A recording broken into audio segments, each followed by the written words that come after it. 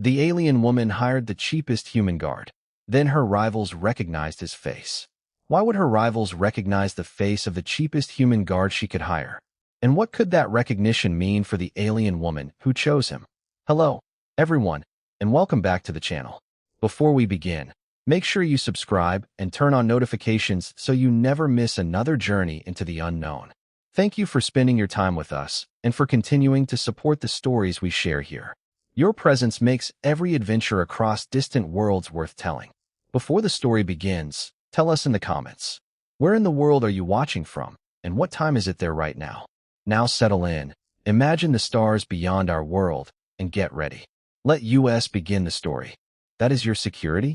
The question came with a laugh, polished and careless, the kind wealthy people used when they believed embarrassment belonged to someone else. Ambassador Lysera Venn felt every cobalt blue marking along her hands cool beneath the reception hall's artificial air. Across the silver floor, Commander Talvek of the rival delegation was staring past her shoulder at the human she had hired 18 hours earlier. Daniel Mercer stood 6 feet behind her in a charcoal jacket that looked almost offensively ordinary among ceremonial armor worth more than Lysera's entire diplomatic budget. He carried no visible decorations, no prestigious insignia.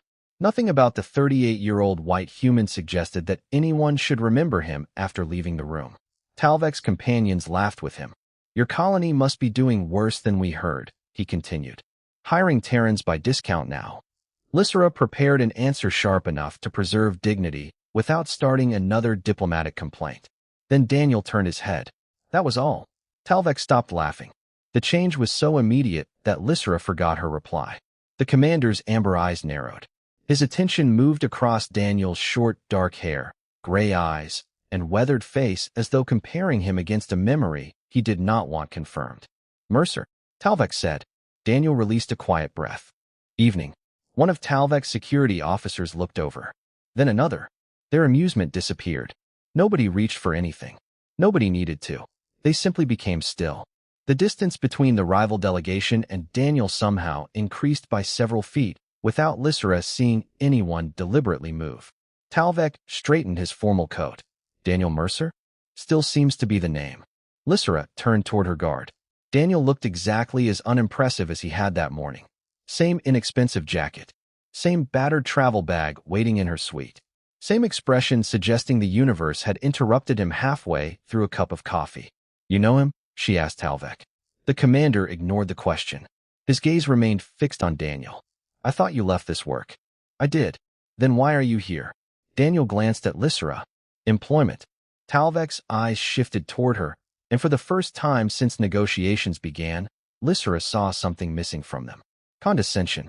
You hired Mercer? Apparently. On purpose. That irritated her. I generally prefer knowing when I hire people. Talvek looked back at Daniel, but the human had already turned his attention toward the nearest exit as though the conversation bored him. A second rival diplomat whispered something Lysera could not hear. Talvek answered with 2 quiet words. The diplomat immediately stopped speaking. Then the reception announcement sounded overhead, calling both delegations toward the negotiation chamber. Talvek gave Lysera a formal nod. It was deeper than any greeting he had offered her before. Ambassador. His group moved away without another joke. Lysera waited until they were nearly 30 feet down the corridor. Then she faced Daniel. What was that? A conversation. Do humans charge extra for useful answers? Sometimes. She studied him. Why did he recognize you? Daniel's gray eyes followed Talvek's retreating delegation. Something old passed across his face and vanished before she could name it. Long story. I hired you for 3 days. Probably not long enough. 18 hours earlier, Lysera had opened a contractor registry because her treasury could afford exactly 1 guard. Daniel Mercer had been the cheapest qualified human on the list. No medals, no elite ranking, no impressive biography, just a plain photograph, immediate availability, and a fee so low she had assumed desperation. Now 3 highly paid rival security officers had recognized that plain face from across a crowded hall, and none of them had looked pleased about it. Lysera started toward the negotiation chamber. Daniel fell into step beside her. Mr. Mercer, Ambassador, when this meeting ends, you are explaining who you are. He checked the reflection in the polished wall before answering. You already know who I am. My cheapest guard. Daniel opened the chamber door for her. See? We are making progress. Lysera entered first, but one thought followed her inside like a second shadow. She had hired Daniel Mercer because he was the only human she could afford. Her rivals had just reacted as though she had hired the one human they could not afford to underestimate. Daniel had been the last name on Lysera's list because every other name had been too expensive. 18 hours before Commander Talvek recognized him, she had been sitting alone in a rented diplomatic suite while cold station light washed across a security registry hovering above her desk. 3 contractors appeared before Daniel. The first wore ceremonial armor in his profile image and charged more for one day than Lysera's delegation spent on transportation in a month. The second advertised 17 elite certifications. The third had enough medals displayed beside his photograph to require a second information panel. Then came Daniel Mercer. Human. 38 years old. Terran citizen. Independent security contractor. Qualified for diplomatic protection, emergency evacuation, station operations, and civilian escort. No promotional statement. No decorations. No client testimonials. His photograph looked like someone had interrupted him while he was waiting at a government office. Lysera stared at his fee. That cannot be correct. Her financial assistant checked twice. It was. Daniel charged less than 1/3 of the next available contractor. Hire him, Lysera had said. Ambassador, perhaps we should investigate why he is so inexpensive. Lysera looked at the remaining balance in her diplomatic account. We cannot afford curiosity. Daniel arrived 47 minutes later carrying one battered travel bag. He wore a charcoal jacket, dark pants, practical shoes, and no visible armor. His pale human skin looked almost colorless beneath the station's blue-white lights. He stopped outside her suite and studied the corridor before looking at her. Ambassador Vin. Yes. Daniel Mercer. I know. Good start. She had expected a formal salute. Instead, he looked past her into the suite. How many people have access to this floor? 26 diplomatic personnel. That was not the question. Lysera's eyes narrowed. Then ask a better one. Something almost approving moved across his face. How many people can open your door without asking permission? She did not know. That annoyed her more than the question. Daniel entered only after she invited him. He ignored the expensive furniture and walked directly toward the balcony access, emergency panel, ventilation controls, and secondary corridor. Do humans always inspect rooms before greeting their employers? Only employers who want to remain employers. That sounded unnecessarily dramatic. Most security work does. He checked the balcony seal. Who prepares your meals? Why? Who changes your transportation schedule? My staff. Which staff? Lysera folded her arms. Should you not be asking who my enemies are? Daniel looked at her. That list is usually longer. He continued around the room. I care more about who knows where you will be before you get there. She followed him, increasingly uncertain whether she had hired a professional or an unusually calm nuisance. My rivals are trade delegates, Mr. Mercer.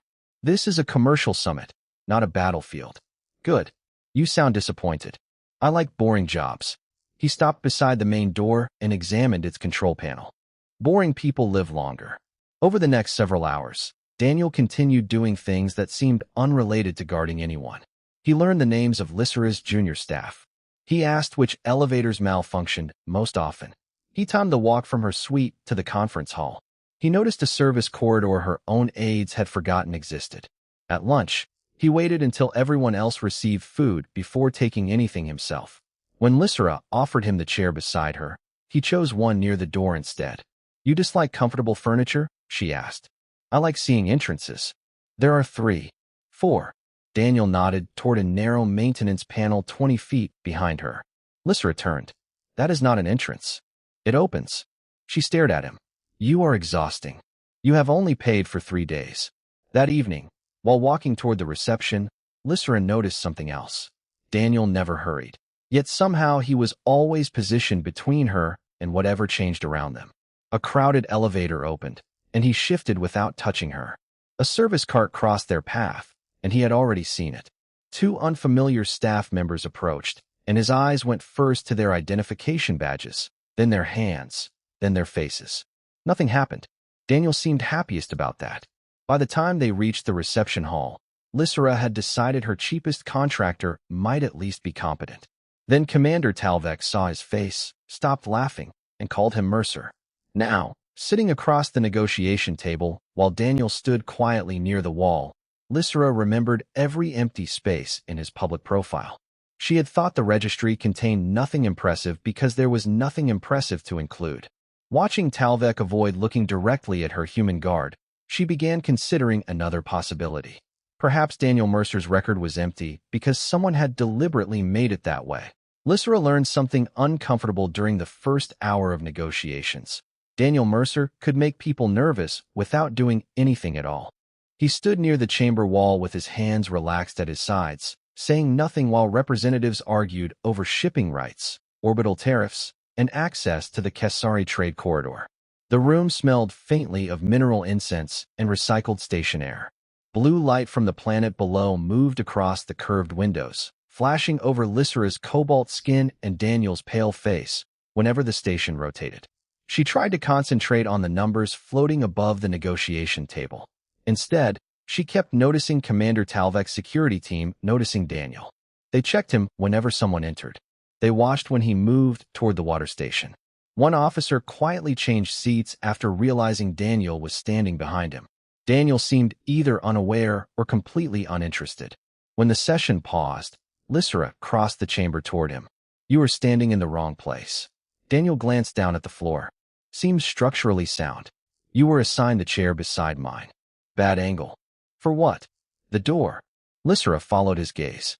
From where Daniel stood, he could see the main entrance reflected in the polished conference display without turning his head. He could also see the service passage and most of the room. "You planned that?" she asked.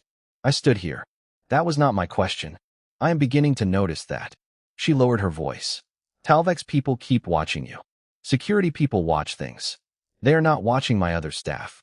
Daniel reached for a paper cup of Terran coffee and smelled it suspiciously. "Smart." "Why? Your other staff are nicer." Lysera stared at him. "You avoid questions professionally. It keeps conversations short." Before she could answer, her junior aide, Mara, approached carrying 2 data tablets and an expression of quiet panic. "Ambassador, the conference authority moved tomorrow's trade hearing from Chamber 7 to Chamber 19. Daniel set down his untouched coffee. When Mara looked at him, "The notice arrived 4 minutes ago. Who requested the change?" "It does not say." Lysera sighed. "It is probably scheduling." Daniel was already checking the station map. "Probably." She recognized that tone. "You do not believe that." "I believe scheduling exists." His eyes moved across the map. Chamber 7 has 3 public exits, direct elevator access, and a staff medical station 60 feet away. Chamber 19 has 1 public corridor and a maintenance lift. You memorized that? "I had breakfast." "What does breakfast have to do with memorizing station architecture?" "Nothing. I just wanted you to know I had breakfast." Mara covered a smile. Lysera did not. "Almost." Daniel enlarged the map. "Ask conference control who authorized the move. Do not complain. Just ask." "Why?" Mara said. "Because people explain more when they do not know you are worried." Mara left. Lysera studied Daniel. He had been on the station less than a day, yet he knew details her delegation had ignored for weeks. "Do you ever stop evaluating rooms?" "Hotel showers." "Really?" "No." That finally pulled a brief laugh from her. Daniel looked surprised, as if he had not expected to earn it. Then his attention shifted past her. Commander Talvek was approaching. The rival commander stopped several feet away. "Mercer." "Commander." "You still sit facing exits." Daniel looked around. "I am standing." Talvek's mouth tightened. "Still making jokes when everyone else is worried." Lysera watched both men carefully. "You have met before." Talvek's gaze stayed on Daniel. "Not exactly." "Then how do you know his habits?" Talvek was silent too long. Daniel rescued him. "People talk." "About you?" Lysera asked. "Unfortunately." Talvek's expression hardened, but not with hostility. Something closer to memory. "Some people had reason." Daniel's humor disappeared. "That was a long time ago. Not to everyone." Talvek turned and walked away before Lysera could stop him. Daniel picked up his coffee again. "Do not." Lysera's voice was quiet. He looked at her. "Do not make another joke." For once, he obeyed. "Who are you?" Daniel stared into the dark coffee. "Your guard." That answer worked yesterday. And today? Today, 3 rival officers recognize your face. Their commander knows your habits. And my conference room suddenly changes to a worse location after they discover you are here. Daniel finally met her golden eyes. Those things may not be connected. Do you believe that? No, the honesty unsettled her more than another joke would have. Then tell me what I hired. Daniel set the cup down untouched. Someone who notices when doors change. At that exact moment, Mara returned, breathing quickly. Ambassador, conference control did not move to Mara's hearing. Lysra felt the room suddenly become colder. Mara held up the tablet. According to their system, our delegation requested to change ourselves. Daniel looked toward Chamber 19 on the station map. His expression did not become frightened. It became focused. Now, he said quietly, we have something worth asking about. Daniel did not go to Chamber 19. That was the first decision he made after discovering someone had changed Lysra's schedule, and it irritated her immediately. If someone altered my delegation records, I want to know why. Good. Daniel walked beside her through the conference station's eastern concourse, where cold white light reflected from brushed alloy walls, and the enormous observation windows showed the blue curve of the planet below. We agree. Then why are we walking away from the chamber? Because whoever changed the schedule already knows where they wanted you. And I dislike being predictable for strangers.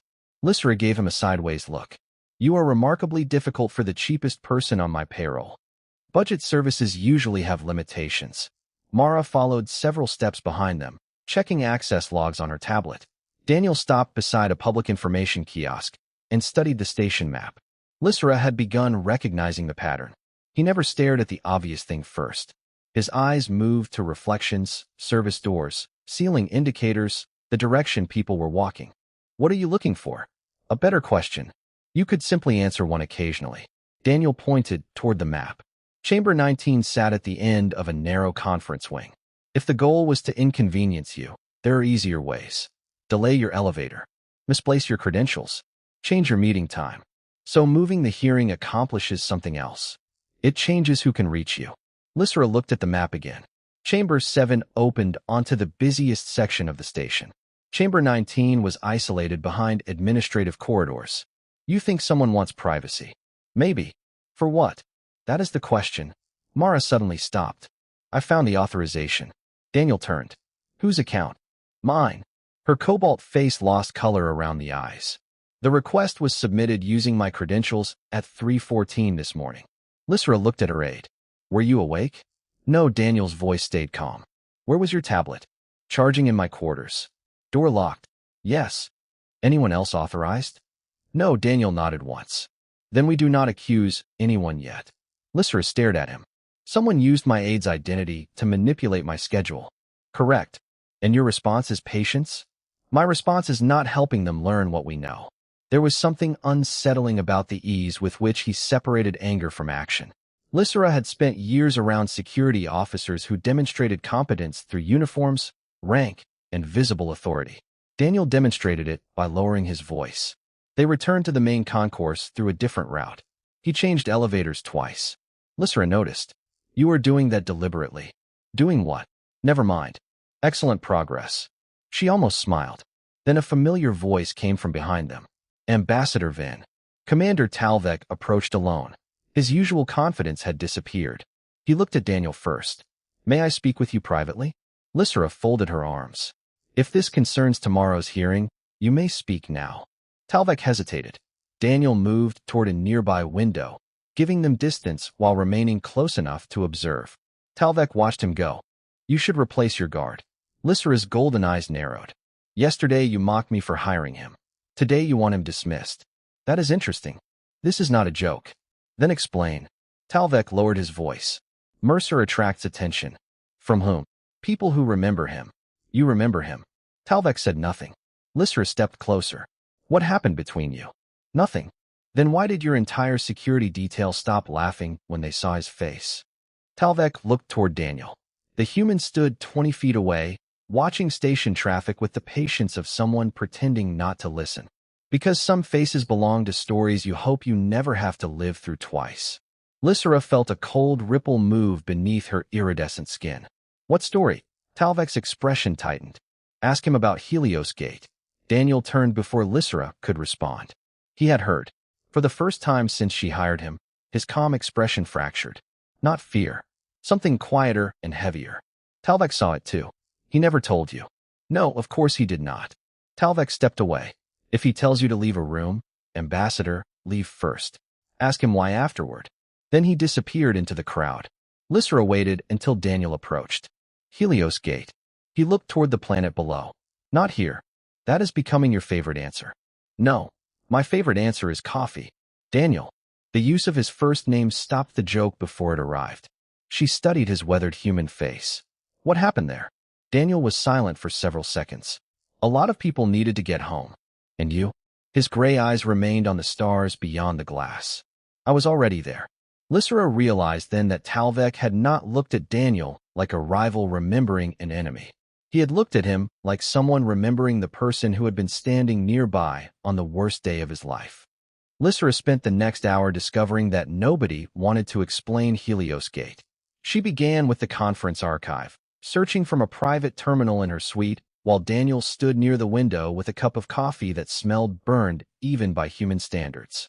The public record offered almost nothing useful. 6 years earlier, Helios Gate had suffered a major transit emergency during a period of regional instability.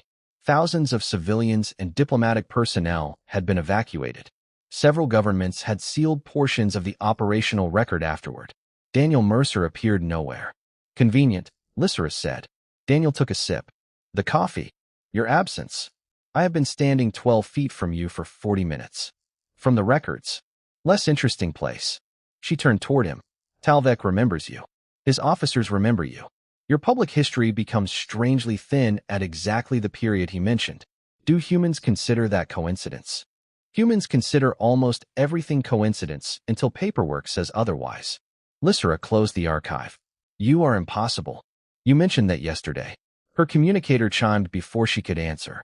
An incoming call identified Ambassador Helen Carter of the Terran delegation. Lysra accepted. A middle-aged human woman appeared above the desk in pale blue projection. Ambassador Van, I understand you hired Daniel Mercer. Daniel quietly looked toward the ceiling. Lysra noticed. I did. Carter's expression became difficult to read. Is he there? Unfortunately, Daniel said. Carter smiled. Hello, Daniel. Helen. Still charging charity rates? Still calling them that? Lysra leaned forward. You know him? Carter looked at her. Yes. Then perhaps you can tell me why everyone else seems to know more about my guard than I do. Carter paused. What has Daniel told you? Almost nothing. That sounds like Daniel. He raised his coffee in acknowledgement. Lysra's patience thinned. Was he at Helios Gate? The projection went still. Carter looked toward Daniel rather than answering. He shook his head once, not denying it, asking her not to continue. Lysra saw the exchange. That answers one question. Carter exhaled. Ambassador, if you want the rest, it should come from him. Why? Because records describe events. They do not always describe what those events cost the people inside them. The call ended several minutes later without giving Lysra what she wanted. Daniel remained by the window. You asked her not to tell me. Yes. You work for me. For another 2 days. Then I am entitled to know whether your past creates a risk to my delegation. Daniel considered that carefully. That is fair. Lysra waited.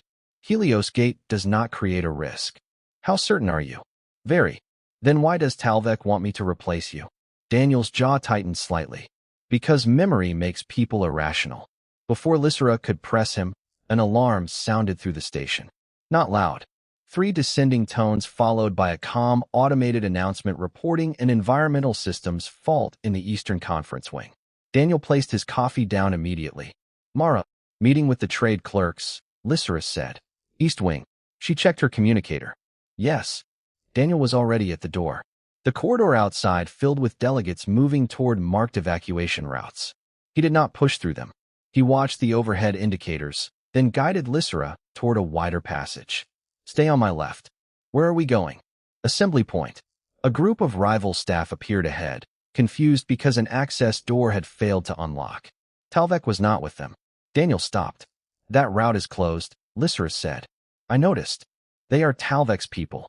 Daniel looked at her as though waiting for the rest of the sentence. They have spent 2 days trying to weaken my negotiations. not relevant to the fire code. He crossed to the access panel, spoke calmly with station control, and redirected the stranded staff toward the same safe corridor he had chosen for Lysera. No heroics, no dramatic commands, just names, directions, and a voice that made frightened people listen. 10 minutes later, everyone reached the assembly atrium. Mara was already there. The alarm proved minor, but Lysera barely heard the explanation. She was watching one of Talvek's junior officers approach Daniel. The young alien looked shaken. "Thank you, Mr. Mercer." Daniel nodded. "You would have done the same." The officer hesitated. "My father said that about you." Daniel became very still. "Your father?" He was at Helios Gate. The officer's eyes held unmistakable recognition now. "He told me there was one human who kept sending everyone else home." Daniel looked away. Lysera felt the final piece shift, not into place, but toward it. She had spent the day wondering what Daniel Mercer had done that made powerful people remember his face. Standing beneath the cold emergency lights, she began to suspect the better question was how many of them were alive to remember it. The young officer's words followed Lysera long after the emergency alarm ended. One human who kept sending everyone else home. Daniel did not explain them. He simply returned to work, checking that Mara was safe, confirming the assembly route remained open, and making certain even Talvek's staff knew where to report. By the time Station Control announced that the environmental fault had been resolved, Daniel was standing beside an information pillar studying tomorrow's revised conference schedule as though nothing unusual had happened. Lysera approached him. "You helped them. They needed directions. They are working against my delegation." They were standing beside a locked door during an evacuation. He looked at her. "Different problem. You separate things very easily." "No. I just try not to mix them when people are scared." That answer stayed with her.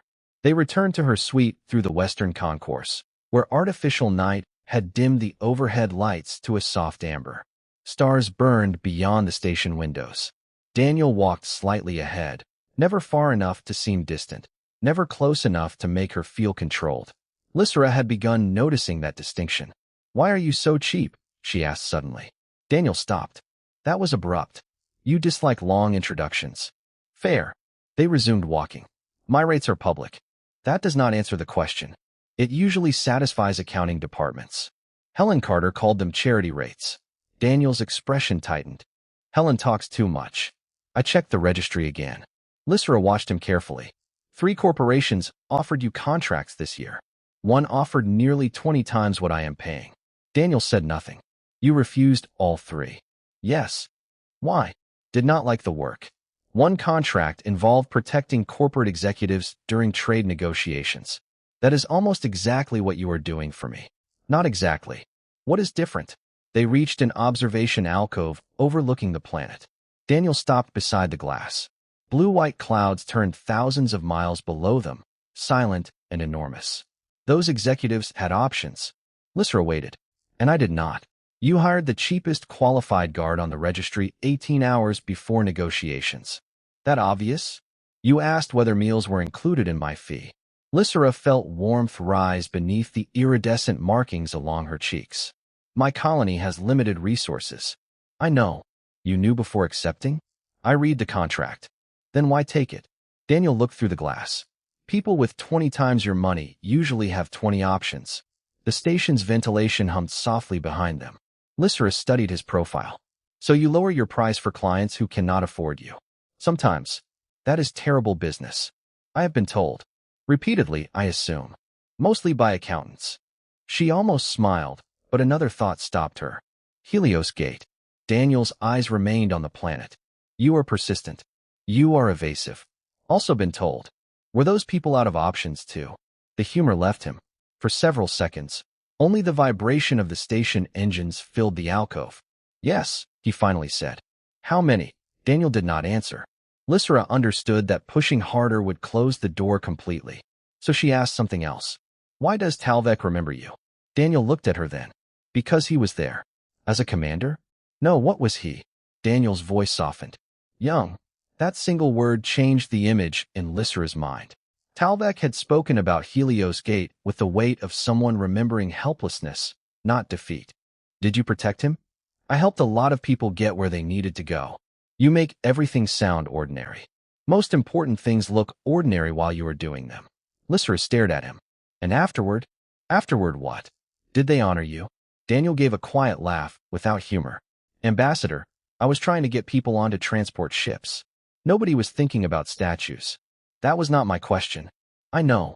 His communicator sounded. Daniel checked the message, and his expression changed. What? Lysra asked. He turned the display toward her. The conference authority had restored tomorrow's hearing to Chamber 7. No explanation. No acknowledgement that the earlier request had been fraudulent. Just a corrected schedule. Someone changed their mind, Lysra said. Daniel looked down the empty corridor. Or someone realized I noticed. Which concerns you more? Neither. What concerns you? Daniel slipped the communicator away. Whoever changed your schedule knew your aide's credentials, your timetable, and which room would isolate you. His gray eyes settled on hers. That means your problem is not outside your delegation. The station suddenly felt much smaller. Lysra looked toward the suite where her staff were waiting. Daniel had spent 2 days studying doors, routes, names, schedules, and people. She had thought he was searching for enemies. Now she understood. He had been searching for trust. Lysra did not sleep much that night. By morning, the station's artificial sunrise had turned the windows pale gold, and Daniel was already standing beside her conference table with 3 cups of coffee and a list of people who knew Mara's credentials. You made a list of my staff. Lysra looked over the names. I made a list of access. There are 12 people. 11. Daniel tapped one entry. That technician transferred to another station 3 months ago. Lysra looked up. How do you know that? I asked where he was. You have been awake all night. Coffee counts as sleep in several Terran jurisdictions. Mara entered carrying fresh authorization records. Daniel handed her the 3rd cup. I do not drink coffee, she said. Smart. Lysra ignored them. What did you find? Mara placed the records on the table. My credentials were copied through an administrative terminal used by 6 delegations. Daniel studied the timestamp. So it may not be someone inside your staff. You said it was. I said the information came from inside your delegation. That does not mean the person using it did. Lysra frowned. Daniel enlarged a travel manifest. Your schedule was distributed yesterday morning to conference logistics, transportation, catering, and diplomatic security. Too many hands. Then we are back where we started. No. Now we know somebody wanted you isolated without creating an obvious violation. Why? Daniel looked toward the conference hall beyond the glass. Pressure works better without witnesses. 2 hours later, Lysra understood what he meant. Chamber 7 was full when negotiations resumed. Rival delegations occupied the opposite side of the circular table, their polished clothing glowing beneath soft white lights. Daniel remained near the rear wall. Commander Talvek entered last. His eyes found Daniel immediately, but this time there was no surprise. Only concern. The first proposal appeared above the table. Lysra read it twice. Her colony would retain nominal control of its trade corridor while surrendering pricing authority for 12 years. This is not the agreement discussed yesterday, she said. A senior rival diplomat smiled. Conditions have evolved. Overnight. Markets are efficient. Daniel coughed softly from the wall. Lysra suspected it was not medical. She rejected the proposal. Another appeared. Worse. Then another. Every offer seemed designed to leave her with a choice between financial collapse and political surrender. During recess, she found Daniel near the observation window. They knew. Yes. About our reserves. Probably. That information is sealed. Daniel looked at her. So was your schedule. Lysra felt cold despite the warm conference air. Someone gave them my colony's financial position, or enough pieces to estimate it. And moving me to Chamber 19 would have put you in a private room with fewer neutral delegates around when they presented the terms. She stared at him. You figured that out yesterday. I suspected. Why did you not tell me? Because suspicion makes terrible evidence. Lysra turned toward the stars. You do not trust anyone. Wrong. Daniel's answer came immediately. I trust people all the time. You inspect every door you enter. Doors are not people. You watch everyone. That is my job. She faced him. Then who do you trust? Daniel considered her question. Mara. Why? When the alarm sounded yesterday, she checked whether the junior clerks were accounted for before checking her own belongings. Lysra blinked. That is your evidence. People tell you what matters to them when they forget they are being observed. And me? Daniel became quiet. What have I told you? He glanced toward the negotiation chamber. You could have accepted their first offer and protected your position. It would hurt my colony. Exactly. The simplicity of his answer warmed something beneath Lysera's frustration. Before she could respond, Talvek approached from the corridor. Mercer. Daniel sighed. People keep finding me today. Talvek ignored the joke. You need to leave the summit. Lysera stepped forward. No, Talvek looked at her. Ambassador, you do not understand what his presence is doing. Then explain it. Talvek's gaze returned to Daniel. There are delegations here whose governments offered him contracts after Helios Gate. There are commanders who owe him favors. There are officials who will change their votes simply because he is standing behind you. Lysera looked at Daniel. He appeared genuinely uncomfortable. Is that true? Some people exaggerate. Talvek gave a humorless laugh. You stayed at Helios Gate after the evacuation authority expired. Daniel's jaw tightened. Talvek. She deserves to know. Not from you. Silence sharpened between them. Lysera finally understood why Daniel avoided his own history. It was not shame. He did not want an old act of decency becoming present-day leverage. They think I hired you deliberately, she said. Daniel looked at her. Probably. To influence negotiations. Yes. Talvek nodded. And by tomorrow, everyone will. Lysera studied the human she had chosen because she could barely afford him. His reputation was becoming more valuable than her entire delegation, and somehow he looked burdened by it. Then we correct the misunderstanding, Daniel said. How? Lysera asked. He met her golden eyes. You fire me. Fire you? Lysera repeated. Daniel's expression remained calm, which somehow made the suggestion more irritating. Beyond the observation glass, the planet turned beneath them in bands of blue and white, while conference traffic flowed through the corridor behind Talvek. You believe my rivals are using your reputation against me, so your solution is to give them exactly what they want. My solution is to remove the argument. You are not an argument. You are my guard. Right now I am becoming both. Talvek folded his arms. Mercer is correct. Lysera turned toward him.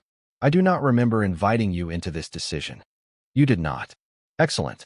We agree on something. Talvek almost smiled, but Daniel interrupted. Ambassador, if every neutral delegation believes you hired me because of Helios Gate, then every vote that helps you becomes questionable. I did not even know what Helios Gate meant when I hired you. You know that. I know that. Politics rarely suffers from excessive interest in facts. Lysera studied him. And what happens to my protection after I dismiss you? Conference security takes over. The same conference security that allowed someone to copy my aide's credentials? Daniel went quiet. That is what I thought. She stepped closer, lowering her voice. You keep making decisions based on what protects everyone except yourself. Occupational habit. Stop turning everything into a joke. His gray eyes met hers. The humor disappeared. Then I will say it plainly. Keeping me may cost you the agreement you came here to secure. And dismissing you tells everyone that rumors can choose my staff. Maybe. No, the word surprised even Lysera with its certainty. Talvek looked between them. You still do not understand who he is. Then perhaps someone should finally tell me. Talvek glanced at Daniel. This time Daniel did not stop him. The commander exhaled slowly. 6 years ago, Helios Gate was the main civilian transit point for 7 systems. A system's failure shut down most automated routing during an evacuation. Communications were unreliable. Thousands of people reached the terminal without knowing which transports were still available. Lysera looked at Daniel. He stared through the window. Talvek continued. Mercer was assigned to evacuation coordination. Assigned by whom? Terran Emergency Command. He was military? No. Civilian response. That somehow surprised her more. Then why does everyone remember him? Talvek's voice softened. Because his shift ended. Daniel finally spoke. Talvek. She asked. The commander looked at Lysera. Mercer had clearance to leave on one of the early transports. He gave his place to a family whose authorization had been corrupted by the system. Then he stayed at the gate and kept directing people to functioning routes. For how long? Lysera asked. Talvek hesitated. Long enough that people stopped asking whether he was supposed to be there. Daniel rubbed one hand across his face. You make it sound dramatic. It was dramatic to those of us waiting for transport. You got home. Because you kept the corridor organized. Daniel looked at him. Because hundreds of people did their jobs. And when command ordered personnel to withdraw. Daniel said nothing. Talvek answered for him. He stayed until the last civilian transport in his section departed. Lysra felt the station's recycled air suddenly seemed too cold. No legendary warrior. No secret assassin. No famous conqueror. The face her rivals recognized belonged to a man who had once refused to leave frightened strangers behind. "How many people?" she asked. Daniel shook his head. "Does not matter. It matters to me." "Then that is exactly why I do not talk about it." She frowned. "Explain." He turned from the window. "People turn numbers into legends. Legends turn people into symbols. Then somebody uses the symbol to sell something, win something, scare somebody, or influence a room." His gaze moved toward the negotiation chamber. "I do not want Helios Gate deciding your trade agreement." Lysra understood at last why his public profile contained almost nothing. Daniel had not hidden because his past was shameful. He had stepped away because everyone else kept trying to make it useful. "And the expensive contracts?" she asked. "Corporations wanted the face, not the guard. Some wanted both. So you refused them?" Daniel shrugged. "They had options." Lysra looked at the man she had hired because she believed nobody else valued him. The truth was almost the opposite. Too many powerful people understood exactly what his name was worth. Daniel simply preferred working for those who could not afford legends. "I am not firing you," she said. "Lysra." It was the first time he had used her name without title. She noticed. "So did Talvek." "My decision." Daniel held her gaze. "Then tomorrow gets complicated." Lysra turned toward the conference doors. Tomorrow was already complicated. She began walking, then glanced back at him. "Besides, Mr. Mercer, I hired the cheapest guard available." A faint smile touched his face. Finally, some appreciation. Lysra almost smiled back. "Do not become expensive." Daniel fell into step beside her. Behind them, Talvek remained at the window, watching with an expression Lysra now understood. It had never been fear on his face when he recognized Daniel. It was memory, and perhaps gratitude that had waited 6 years for somewhere to go. By morning, Daniel Mercer's face had become a political problem. Lysra discovered it before breakfast when Mara placed a tablet beside her untouched tea. 12 diplomatic channels had repeated the same rumor overnight. Ambassador Van had deliberately hired the human from Helios Gate to pressure the summit. Some reports called Daniel a decorated Terran operative. Others claimed he had commanded the entire evacuation. One particularly imaginative version described him as the architect of a classified rescue operation. Daniel read that one while drinking coffee. "Apparently, I was very busy." Lysra stared at him across the table. "You find this amusing?" "I find accuracy increasingly optional. They are turning you into exactly what you warned me about." His smile faded. "Yes." The morning hearing began beneath a silence more uncomfortable than open hostility. Delegates who had ignored Daniel 2 days earlier now watched him enter. Several whispered his name. One elderly representative stood when Daniel passed, offering a small, respectful nod. Daniel returned it and immediately chose his usual position near the rear wall. Lysra saw what he was trying to do. Become furniture. It did not work. The first neutral delegate addressed her before negotiations resumed. "Ambassador Van, was Mr. Mercer's history considered when you selected him?" "No, you expect us to believe his employment was coincidence." Lysra felt Daniel's eyes on the room, not on her. "I selected him because his qualifications met my requirements." "And his reputation?" "I did not know he had one." Quiet amusement moved around the chamber. Lysra leaned forward. "My delegation could barely afford security. Mr. Mercer was the least expensive qualified contractor available." This time the room became completely still. A representative glanced toward Daniel as if she had announced that Starlight was inexpensive. "Least expensive?" "By a considerable margin." Daniel examined the ceiling with great interest. Commander Talvek lowered his head, possibly hiding a smile. The questioning continued, but something had changed. Lysra could feel it. Her rivals had expected denial or strategic ambiguity.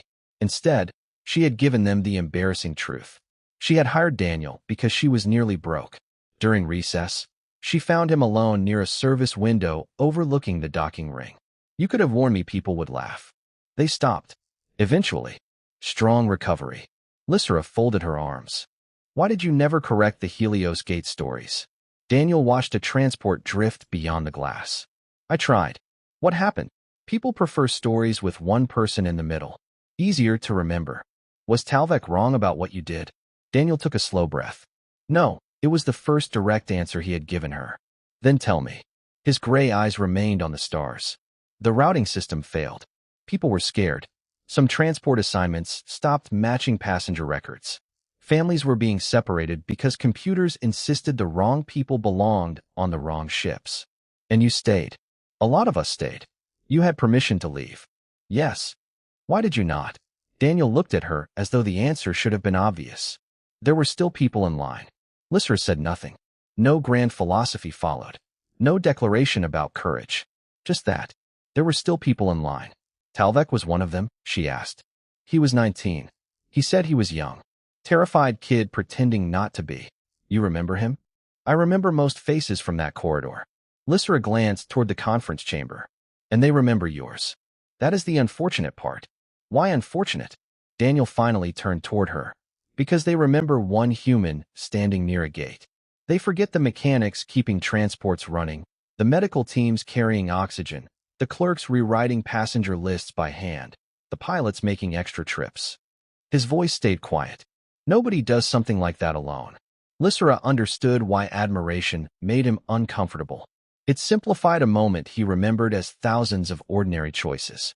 You really hate being called a hero. I hate inaccurate job descriptions.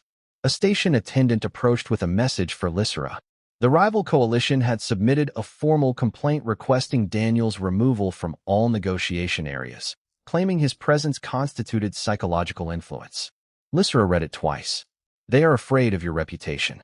Daniel shook his head. No, then what? He looked through the glass toward the distant conference hall. They are afraid other people remember why they respect me. Lysra felt the difference immediately. Fear could be challenged. Gratitude was harder to command. She handed the tablet back to the attendant. Request denied.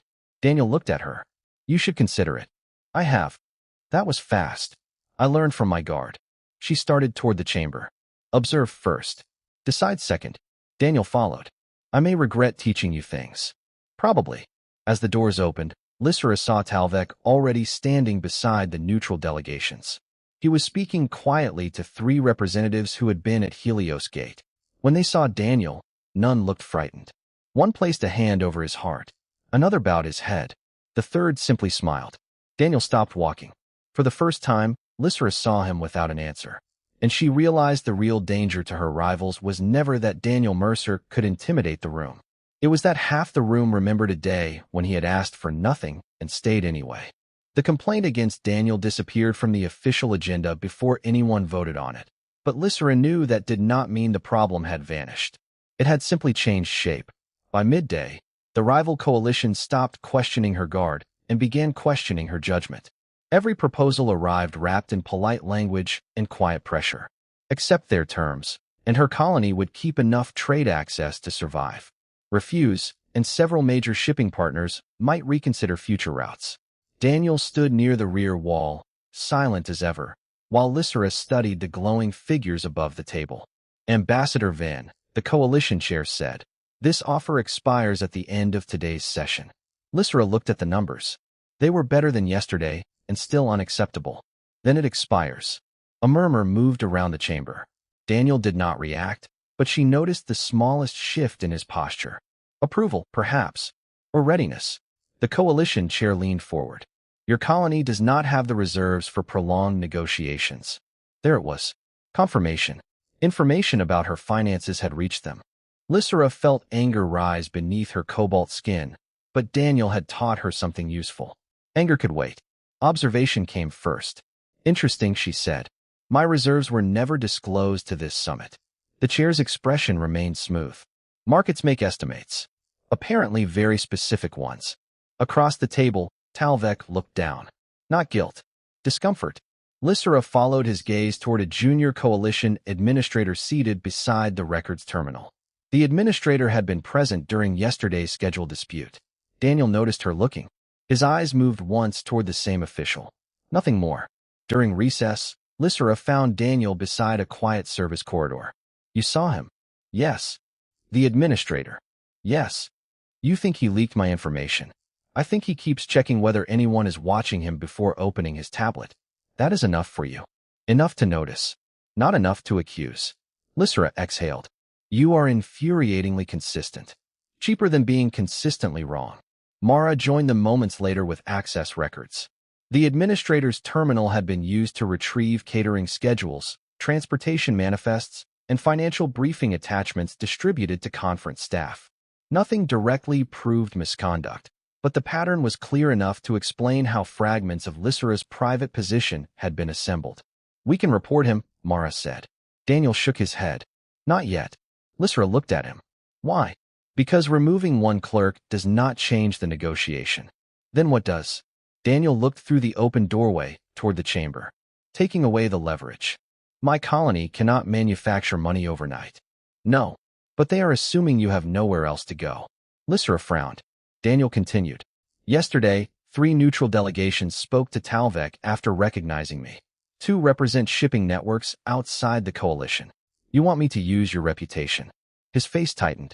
No, that is exactly what you are suggesting. I want you to talk to people who are already in the room.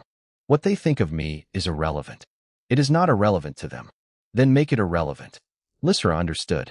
Daniel was not offering her his legend. He was pointing toward doors she had been too focused on the main table to see. Within an hour, she requested private commercial discussions with the neutral delegations. Daniel did not attend. He waited outside each meeting, refusing even when one representative specifically invited him inside. By late afternoon, Lysra had something she had not possessed that morning. Options. 2 neutral shipping alliances were willing to discuss limited corridor access. A third offered temporary credit guarantees if negotiations continued. None solved everything. Together, they destroyed the coalition's assumption that she had to surrender today. When Lysra returned to the main chamber, the coalition chair looked at her differently. We understand you have been conducting parallel discussions. That is what markets do, Lysra said. Talvek lowered his head again, this time definitely hiding a smile. The final proposal was withdrawn before sunset. Outside the chamber, Lysra found Daniel holding 2 cups of coffee. He offered one to her. I do not drink that. Neither does this station, judging by the taste. She accepted it anyway. The cup was warm against her fingers. You could have used Helios Gate to pressure them, she said. Probably. You refused. It was not mine to spend. Lysra looked at him. Your reputation belongs to you. Daniel shook his head. Reputation belongs to everyone who remembers you. Character is what you still own. For once, she had no quick response. Then Mara approached, her expression tense. Ambassador, there is another problem. She held out the delegation account. Lysra saw the balance and understood immediately. Emergency fees, conference extensions, and transportation changes had consumed what remained. Daniel's contract expired at midnight. There was not enough money to renew it. Lysra looked from the numbers to the human beside her. Daniel read the answer in her face before she spoke. How long? He asked. 6 hours. He nodded calmly. Then we should make them useful. Lysra hated how easily he said it. Tomorrow would decide the future of her colony, and at midnight the one person she had learned to trust would no longer be paid to stand beside her. Midnight arrived without ceremony. No alarm sounded, no lights changed, and no official voice announced that Daniel Mercer was no longer Lysra's guard. The only evidence was a small line on her tablet turning gray beneath his name. Contract completed.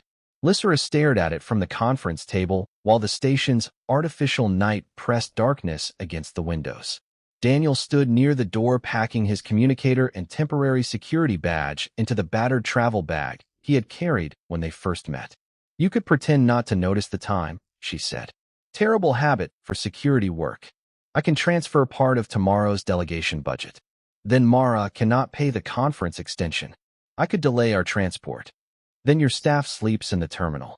Lysra hated that he had already calculated every alternative. You always have an answer. Daniel closed the bag. Not always. Name one time. He looked at her. Helios Gate. The room became quiet except for the ventilation system humming above them. Lysra had expected another joke. Instead, she saw something in his gray eyes that explained why he never wanted the story told. You did not know whether everyone would get out, she said. No, but you stayed. There were still people in line. The same simple answer. Somehow it carried more weight now. Lysra rose from the table. Tomorrow may decide whether my colony keeps control of its trade corridor. I know. And you are leaving. Daniel glanced at the expired badge in his hand.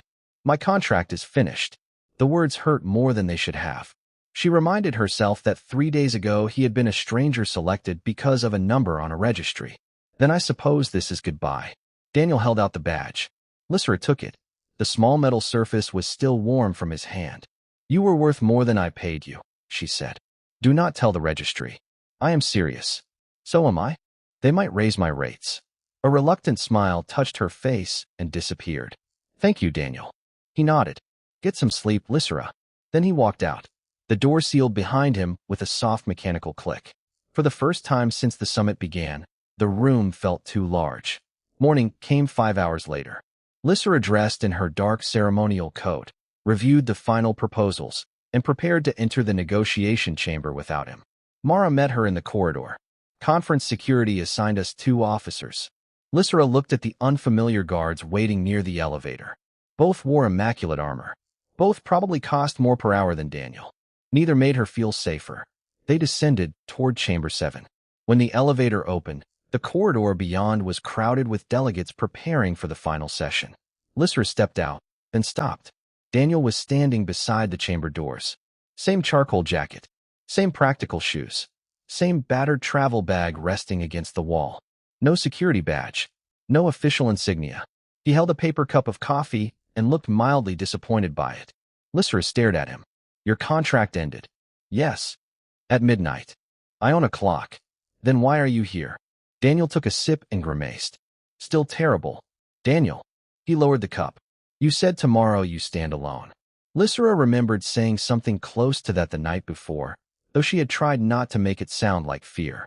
I did. Those are 2 different things. What are? My contract ending and you standing alone. She could not answer immediately. You are working for free? No, then what do you call this? Waiting outside a conference room, while watching every entrance. Old habits. Lysra looked down at the expired badge still tucked inside her coat. I cannot order you to stay. Daniel's expression softened. That is the point. Behind them, footsteps approached. Commander Talvek arrived with several rival representatives. He saw Daniel without a badge and stopped. Mercer, your contract expired. News travels fast. Talvek looked at Lysra, then back at Daniel. So she is not paying you. Correct. Something changed in Talvek's face. He understood before Lysra did what this would mean inside the chamber. Daniel was no longer standing beside her because of money, duty, reputation, or contract. He was there because he had chosen to be. Talvek gave him a slow nod. Still staying after your shift ends. Daniel sighed. Do not start.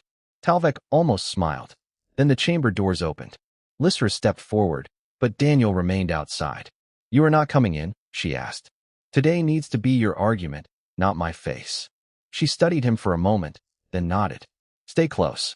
Daniel lifted his terrible coffee. Apparently, I am difficult to get rid of. Lysra entered the chamber alone, yet for the first time all week, she did not feel alone at all. The final session began with an empty space behind Lysra's chair. Everyone noticed it. She could feel their attention drifting toward the chamber doors where Daniel had remained outside, deliberately removing his reputation from the negotiation. The coalition chair activated the final proposal above the circular table. Numbers filled the air in pale gold. Ambassador Van. These terms preserve your colony's access to the corridor while providing regional stability. Lysra read them once. They preserve access by surrendering control. That is one interpretation. It is the accurate one. Across the chamber, several neutral representatives exchanged glances. The chair leaned forward. Your alternatives remain limited. Not anymore. Lysra placed 3 new commercial agreements on the shared display. The neutral shipping partnerships Daniel had encouraged her to pursue appeared beside the coalition proposal. None was perfect. Together, they gave her colony time, credit, and something more valuable than either. Choice. The room changed. Lysra heard it in the sudden absence of whispers. These arrangements are preliminary, the chair said. So is yours. Commander Talvek lowered his eyes, hiding what looked suspiciously like satisfaction. The coalition requested a recess. Nobody moved. Instead, an elderly representative from the northern systems rose slowly from his seat. His gaze traveled toward the chamber entrance. Before we continue, there is something I would like clarified. Lysra waited. Mr. Mercer is no longer employed by your delegation? His contract ended at midnight. Yet he is still here. Outside. The representative nodded. I saw him. Another diplomat spoke. So did I. The coalition chair frowned. Mr. Mercer is irrelevant to these proceedings. Then perhaps, Talvek said quietly, we should stop pretending he was relevant only when it benefited our argument. Every face turned toward him. Talvek stood. 6 years ago, I was at Helios Gate. Daniel could not hear him through the sealed chamber doors, and Lysra suspected that was precisely why Talvek finally felt free to speak. I was 19 years old. My transport assignment vanished from the routing system. I had no authority, no useful rank, and no idea how I was getting home. His voice remained controlled. Mercer found another route. The coalition chair shifted impatiently. Commander, this is not the subject before us. It became the subject when we accused Ambassador Venn of hiring him to manipulate this room. Talvek looked around the table. She did not know who he was. Some of us did. An older delegate rose. My medical team passed through his corridor. Another stood. My sister did. A third voice came from farther down the table. My staff director was there. Lysra watched the room change one person at a time. Nobody praised Daniel as a warrior. Nobody described victories or power. They remembered directions given when systems failed. A seat found on a transport. A frightened family kept together. A human who remained calm when frightened people needed someone calm. Talvek placed both hands on the table. We recognized his face because we remember what he did when none of us had anything useful to offer him.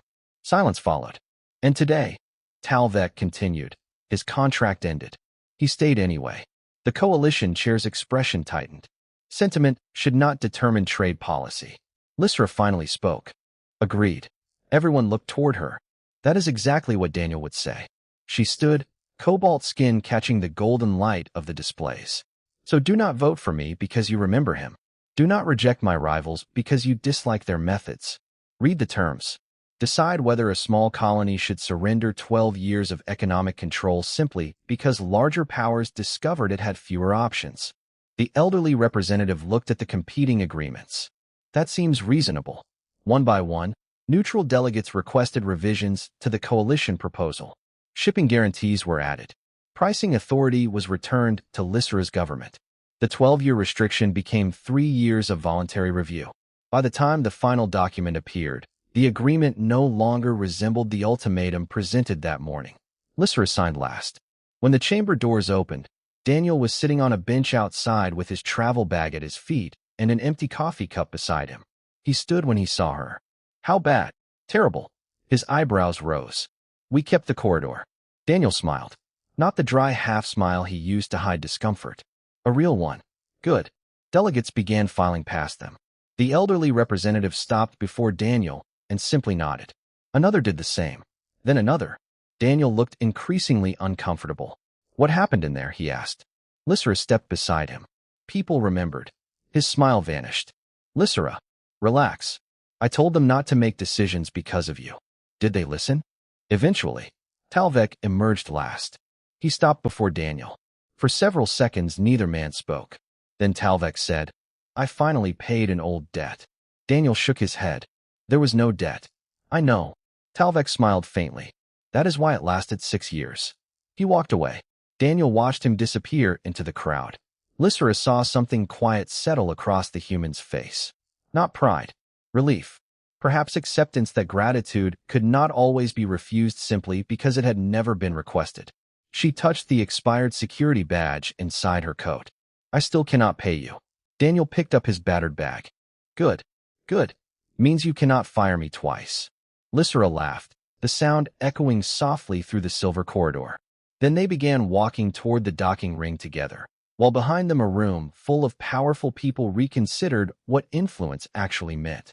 The docking ring smelled faintly of warm metal, recycled air, and the bitter coffee Daniel had spent 3 days pretending was drinkable. Lysra walked beside him beneath long windows filled with stars, the signed trade agreement secured inside her diplomatic case. For the first time since arriving at the summit, nobody was waiting to demand anything from her. No deadlines. No hidden schedules. No polished threats disguised as economic advice. Daniel carried his battered travel bag over one shoulder. moving with the same quiet awareness he had shown from the moment he arrived. "Where will you go?" Lysra asked. "Depends which transport leaves first." "That is your plan. It has worked before. You are an astonishingly unambitious human." "I prefer affordable ambitions." She stopped near the boarding gate. Daniel took another step before noticing and turning back. "Something wrong?" "Yes." Lysra opened her case and removed a newly prepared contract. "My government approved an emergency security allocation 20 minutes ago." Daniel stared at the document. "That sounds suspiciously efficient.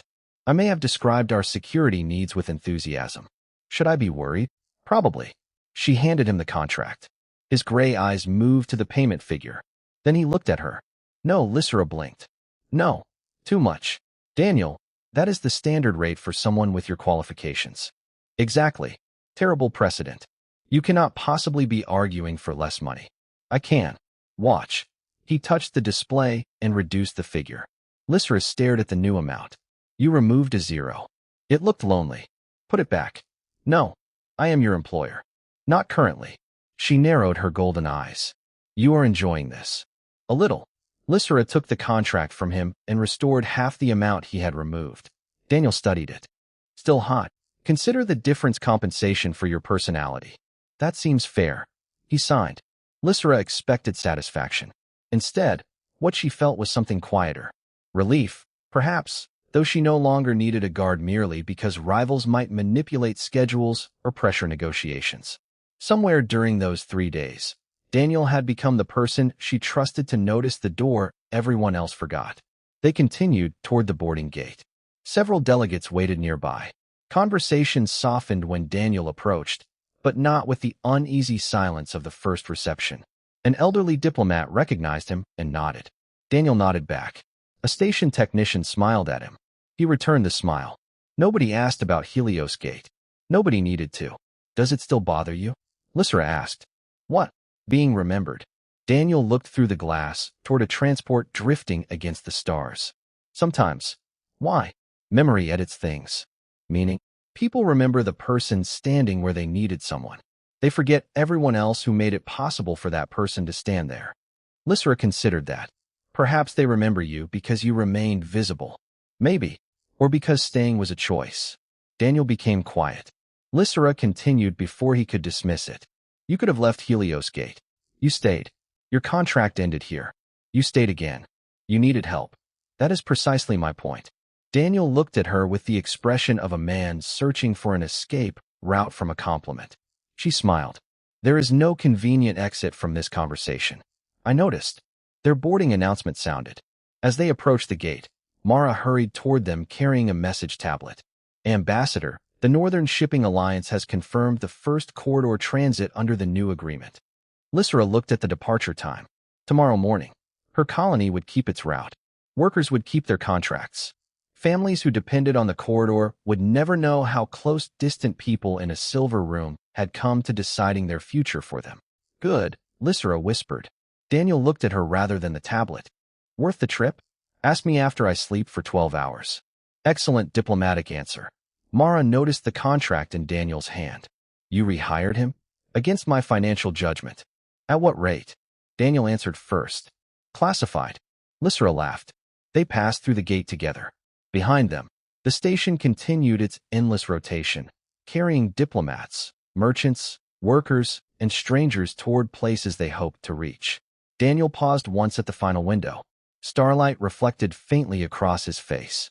6 years earlier, frightened people had remembered that face because it remained beside a gate when leaving would have been easier. Now Lysra understood something they had understood before her. Daniel Mercer had never been valuable because powerful people recognized him. Powerful people recognized him because, when value could no longer be measured in money, rank, or obligation, he had chosen to remain human. Lysra stepped beside him. "Coming." Daniel looked toward the waiting transport, then back at her. "Yeah." They walked aboard together, and this time, nobody needed to ask why he stayed.